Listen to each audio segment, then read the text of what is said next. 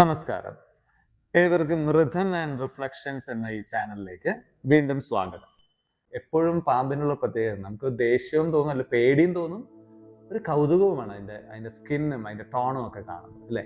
സത്യത്തിൽ പാമ്പിനെ പോലെ വളരെ അപകടത്തിൽ ജീവിക്കുന്ന ഒരു ജീവി വേറെ ഇല്ല എന്ന് എനിക്ക് തോന്നിയിട്ടുണ്ട്. കാരണം അതിന് കൈകളില്ല, കാലുകളില്ല.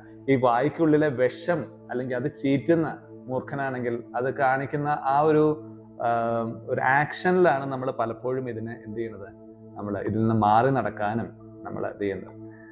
അപ്പോൾ ദീർഘിപ്പിക്കുന്നില്ല, ഇദ്ദേഹത്തിന് ഇതിനിടയിൽ വളരെ മനോഹരമായിട്ടുള്ള പുതിയൊരു അതിഥിയെ അദ്ദേഹം വീട്ടിലേക്ക് വെൽക്കം ചെയ്യാണ്. ബാബ സുരേഷിന്റെ ഭാഷയിൽ പറയുകയാണെങ്കിൽ, അതെ, വെളുത്ത നിറത്തിലുള്ള കിങ് കോബ്ര. നമ്മളൊക്കെ കിങ് കോബ്ര, രാജവെമ്പാലയെ നമ്മൾ കണ്ടിട്ടുണ്ട്, അല്ലേ? രാജവെമ്പാല കറുത്താണ് ഇരിക്കുക. അതിന്റെ പലതരത്തിലുള്ള പ്രത്യേകതകൾ നിങ്ങൾ കേട്ടിട്ടുണ്ട്.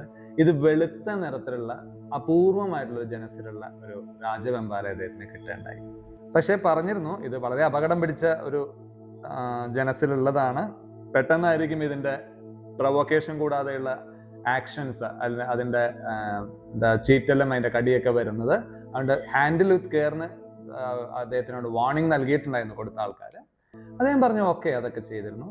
ഒരു ദിവസം, അത് ദിവസം എന്ന് പറയുന്നത് ഓഗസ്റ്റ് 12, 2015, 10 വർഷം മുൻപാണ്.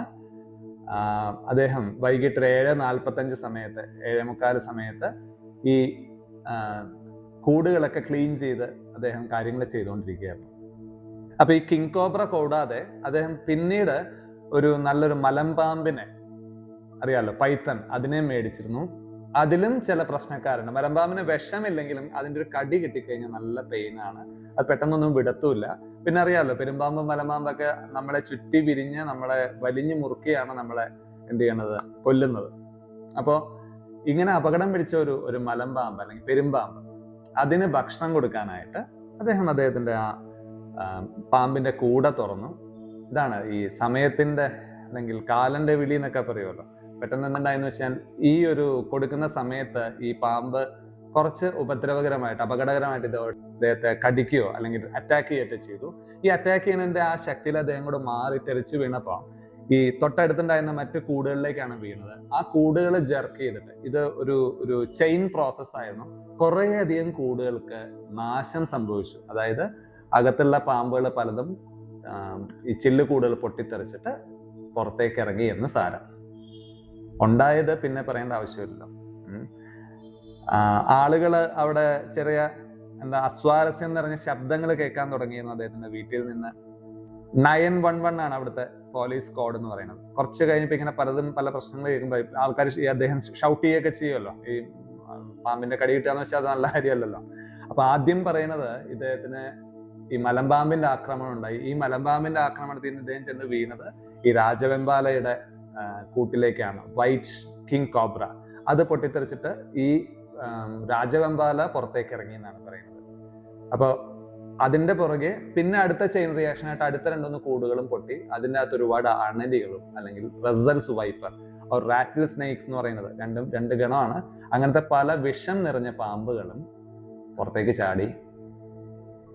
പല സമയത്തായിട്ട് പലയിടങ്ങളും അദ്ദേഹത്തിന് ബൈറ്റ് കിട്ടുകയാണ്, കടി കിട്ടുകയാണ്. അങ്ങനെ അദ്ദേഹം ഒരുപാട് നേരം, അതിന്റെ ഒപ്പം തന്നെ ഈ പറഞ്ഞില്ല, ഈ അപകടം നിറഞ്ഞ ഈ ഒരു പെരുമ്പാമ്പുണ്ടായിരുന്നു, അതിനെ ചുറ്റി വിരിഞ്ഞിട്ടുണ്ടായിരുന്നാണ് പറയുന്നത്. ഈ 911 വിളിച്ചപ്പോൾ പോലീസുകാർ വന്ന് നോക്കിക്കഴിഞ്ഞപ്പോൾ വളരെ ബോധരഹിതനായിട്ട് വളരെ സ്ട്രഗിൾ ചെയ്ത് കിടക്കുന്ന ഈ റോഗർ ഹോസ്റ്റിനെയാണ് അവർ കാണുന്നത്. അപ്പൊ അവരുടെ ഒപ്പം തന്നെയുള്ള സ്നേക്ക് റെസ്ക്യൂവേഴ്സ്, അവരുടെ വന്യജീവി അതുമായിട്ട് ബന്ധപ്പെട്ട ആൾക്കാരൊക്കെ ഉടനെ തന്നെ പരമാവധി കിട്ടാവുന്ന പാമ്പുകളെ, ഇപ്പൊ കൂട് വിട്ടുപോയ പാമ്പുകളെ കുറെയൊക്കെ അവിടെ നിന്നൊക്കെ കണ്ടുപിടിച്ചു. CCTV ഒക്കെ നോക്കി കുറെ ഒക്കെ കണ്ടുപിടിച്ചു എന്ന് പറയണു. പക്ഷെ കുറെയൊക്കെ മിസ്സിങ് ആവുകയും ചെയ്തു. അദ്ദേഹം ഈ ഒരു ദുരന്തത്തെ അതിജീവിച്ചില്ല. ദുരന്തം ഉണ്ടായാൽ നമുക്കറിയാം, ശ്രീ ബാബ സുരേഷ് തന്നെ എത്രയോ വട്ടം അണലിയുടെയും മൂർഖന്റെയൊക്കെ കടികളെ കെട്ടി വെന്റിലേറ്ററിൽ കിടന്ന കഥകൾ അല്ലെങ്കിൽ കാര്യങ്ങൾ നമ്മൾ അറിഞ്ഞു ന്യൂസിലൂടെയൊക്കെ.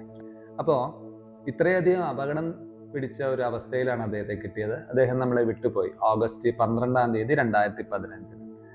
അപ്പോൾ ഇതിന് ശേഷം ഈ ഫ്ലോറിഡയിൽ ഇങ്ങനെയുള്ള വന്യജീവികൾ, പാമ്പ് ഉൾപ്പെടെയുള്ള വന്യജീവികളെ വളർത്തുന്നതിന് ശക്തമായിട്ടുള്ള നിയമക്രമീകരണങ്ങൾ അവിടുത്തെ സർക്കാർ കൊണ്ടുവന്നാണ് പറയുന്നത്. പ്രത്യേകിച്ച് ഈ വ്യത്യസ്തവും അതേപോലെ അപകടം പിടിച്ചതുമായിട്ടുള്ള പല കാര്യങ്ങളെയും ഒരു അഭിമാനത്തിന്റെ ഒരു സ്റ്റാറ്റസ് ഇഷ്യൂ ആയിട്ട് കണക്കാക്കുന്ന ചില ആളുകളുണ്ട്. നമ്മുടെ നാട്ടിലുണ്ട്, വെസ്റ്റേൺ കൺട്രീസിലുണ്ട് അങ്ങനെ. അപ്പൊ അവര് മുതിരുന്ന സാഹസങ്ങൾ അത് കണ്ടിട്ട് അതുപോലെ ചെയ്യാനായിട്ട് വേറെ ആൾക്കാർ മുന്നിട്ടിറങ്ങുമ്പോൾ വലിയൊരു ദുരന്തത്തിന്റെ ശ്രേണിയാണ് ഇതിലൂടെ സംഭവിക്കുന്നത്. അപ്പോൾ കേരളത്തിൽ മാത്രമല്ല, ഇത് പുറത്തും ഇങ്ങനെ പല പ്രശ്നങ്ങളും സംഭവിക്കാറുണ്ട് എന്നുള്ളത് ഒന്ന് കാണിച്ചു തരാൻ കൂടിയാണ് ഈ ഒരു വീഡിയോ ഈ ഒരു കാര്യം പറഞ്ഞത്. അപ്പോൾ നമുക്ക് എല്ലാവർക്കും പലതിനോടും ഒരു അഭിനിവേശം, ഒരു ഫാസിനേഷൻ ഉണ്ട്. ആനകളോട് നമുക്കൊരു കാണുമ്പോൾ ആനയും കടലും ഒരിക്കലും കണ്ടെന്നാൽ തീരില്ല എന്ന് നമ്മൾ പറയും. പക്ഷെ ആനകള് തീർത്തും അപകടകാരികളാണ്. അത് മനുഷ്യനുമായിട്ട് ഇണങ്ങിച്ചേരുന്ന മൃഗമല്ല. വെറുതെ നിൽക്കുന്ന അതിന്റെ മേഹൗട്ട് അല്ലെങ്കിൽ പാപ്പാനില്ലാത്ത സമയത്ത് പോയി അതിനെ തൊടാനും പിടിക്കാനും പോകരുത്. യാതൊരു കാരണവശാലും കൊമ്പുമ്മ കയറി തൊടാനൊന്നും പോകരുത്. അതിനെ പരിപാലിക്കുന്ന ആളുകളുടെ സാന്നിധ്യത്തിൽ മാത്രം നിങ്ങൾ കൂട്ടുകയും ചെയ്യാം.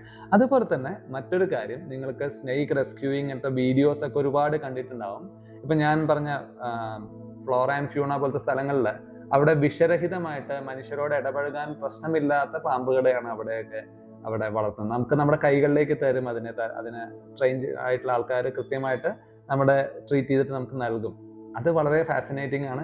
പിന്നെ അങ്ങനത്തെ ഒരു ഭംഗിയുള്ള ചില പാമ്പുകളൊക്കെ ഉണ്ട്, അപകടങ്ങളില്ലാത്ത. അതിനെ കൈകാര്യം ചെയ്യുന്നത് നിങ്ങൾക്ക് ഇഷ്ടം പോലെ ചെയ്യാം. പക്ഷേ ഒരിക്കലും അപകടം പിടിച്ച ഇങ്ങനെയുള്ള കാര്യങ്ങൾ കണ്ടു കഴിഞ്ഞാൽ ഈ പറഞ്ഞ മാൻ വേഴ്സസ് വൈൽഡ് എന്നോ അല്ലെങ്കിൽ മനസ്സിലൊരു ഹീറോയിക് ഇമേജ് അതിനെ കൂട്ടി ഉറപ്പിക്കാൻ വേണ്ടി ദുരന്തങ്ങളിലേക്ക് നമ്മൾ എടുത്തു ചാടരുത്.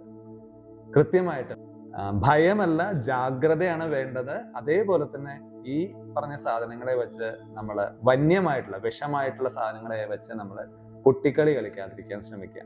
പാമ്പുകളെ പാമ്പുകളെ പിടിച്ച് അതിൻ്റെ ഒപ്പം സെൽഫി എടുക്കുക, അല്ലെങ്കിൽ അതിൻ്റെ പല ഭാഗങ്ങളിൽ നിന്നൊക്കെ നമ്മൾ എടുക്കാൻ പോകുമ്പോൾ, ഫോട്ടോ എടുക്കാൻ പോകുമ്പോൾ ചിലപ്പോൾ നമ്മൾ തന്നെ പടമായി തീർന്നിരിക്കാം. എല്ലാവരുടെയും ജീവന് വിലയുണ്ട്.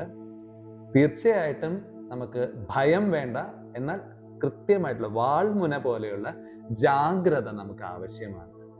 അതെ, പാമ്പുകളും ജീവനാണ്, നമ്മളും ജീവനാണ്. രണ്ടിനും ഈ ഭൂമിയിൽ ജീവിക്കാൻ അവകാശമുണ്ട്. അപ്പോൾ ഈ ഒരു കാര്യം എപ്പോഴും നമ്മൾ ഓർത്തിരിക്കേണ്ടതുണ്ട്. എവിടെയും പ്രശ്നങ്ങൾ ഉണ്ടാകും. അശ്രദ്ധ ഒരുപാട് അപകടങ്ങൾ ഉണ്ടാക്കും. അപ്പോൾ നിങ്ങൾ നാളെ പോകുന്ന സ്ഥലത്ത് ഇതുപോലെ പാമ്പുകളെയോ അല്ലെങ്കിൽ ആന ഇങ്ങനെയുള്ള വന്യജീവികളെ കാണുമ്പോൾ അതുമായിട്ട് ബന്ധപ്പെട്ട ആരെങ്കിലും ഉണ്ടെങ്കിൽ അവരുടെ അടുത്തുള്ള കൃത്യമായിട്ടുള്ള നിർദ്ദേശങ്ങൾ കാണാതെ വെറുതെ പോയി അതിനെ ഈ വഴിയെ പോകുന്ന അല്ലെങ്കിൽ വേലിയിൽ കിടക്കുന്ന പാമ്പിനെ അടുത്ത് കഴുത്തിടുക എന്ന് പറയുന്നത് പോലെ തന്നെ അപകടങ്ങൾ അല്ലെങ്കിൽ മണ്ടത്തരങ്ങൾ കാണിക്കരുത്. തീർച്ചയായിട്ടും നമുക്ക് വന്യജീവികളോട് കരുണ വേണം. അതേപോലെ തന്നെ നമ്മുടെ സെൽഫ് പ്രൊട്ടക്ഷനും അതിനും ഒരുപാട് റെലവൻസ് ഉണ്ട്, ഒരുപാട് പ്രാധാന്യമുണ്ട്. ഇപ്പൊ നിങ്ങൾ നോക്കുക, വാവാ സുരേഷിന്റെ ഒരു സ്പെഷ്യൽ കേസാണ്. അദ്ദേഹത്തിന് ചിലപ്പോൾ ആന്റിവനത്തിന്റെ എന്തൊക്കെയോ ഒരു പ്രത്യേകത അദ്ദേഹത്തിന്റെ ശരീരത്തിൽ ഉണ്ടായി വന്നിട്ടുള്ളതുകൊണ്ടായി ഇത്രയധികം കേട്ടിടത്തോളം ഏറ്റവും കൂടുതൽ ലോകത്ത് സർപ്പങ്ങളുടെ ദംശനമേറ്റ ആളുകൾ ചുരുക്കം ചില ആളുകൾ ഒരാളാണ് അദ്ദേഹം എന്നാണ് പറഞ്ഞിരിക്കുന്നത്. 1000-ലധികം കടി വിഷമുള്ളതിന്റെ അല്ലാത്തതിന്റെയും കിട്ടിയിട്ടുണ്ട്.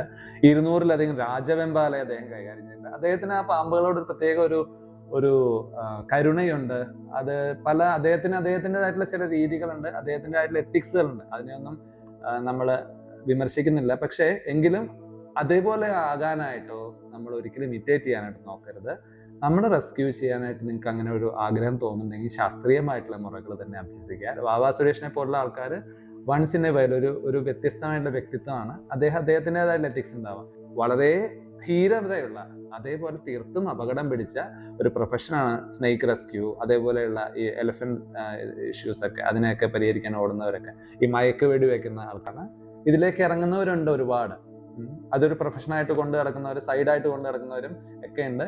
നിങ്ങൾ അവിടുന്ന് ഇവിടുന്നൊക്കെ യൂട്യൂബിൽ നിന്ന് അവിടുന്ന് കണ്ടുപഠിച്ചിട്ട് അത് പരീക്ഷിക്കാൻ പോരുത്. ഒന്ന് പഠിക്കണമെങ്കിൽ കൃത്യമായിട്ട് അത് പഠിപ്പിച്ചു തരുന്ന ആളുകളുടെ അടുത്ത് പഠിക്കുക. എന്നിട്ട് അതിന്റെ സർട്ടിഫൈഡ് ആയിട്ടുള്ള ഒരു ഓതറൈസ്ഡ് ആളായിട്ട് മാറുക. അല്ലാതെ ലൈസൻസ് ഇല്ലാതെ തോന്നിയ പോലെ കാണിച്ചാൽ അത് നമുക്ക് മാത്രമല്ല നാടിനും മറ്റുള്ളവർക്കൊക്കെ ഒരു നെഗറ്റീവ് മെസ്സേജ് ആണ് പകർന്നു കൊടുക്കുക.